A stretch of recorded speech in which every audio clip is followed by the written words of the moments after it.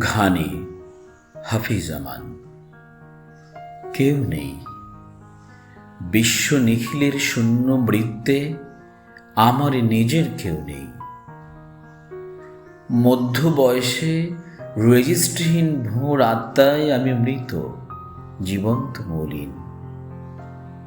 সমাজ শৃঙ্খলে দায়িত্বের অভূত প্রান্তে নিরন্তর আমার শেষ নেই দীর্ঘদেহী জীবনে।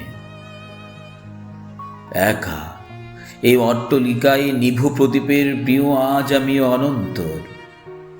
ধুকে মৃত্যুরোষে কতদিন চোখে আধার ছুঁয়েছি বিরামহীন এই বুঝি পালার শেষে এক শেষের আরেক প্রান্ত।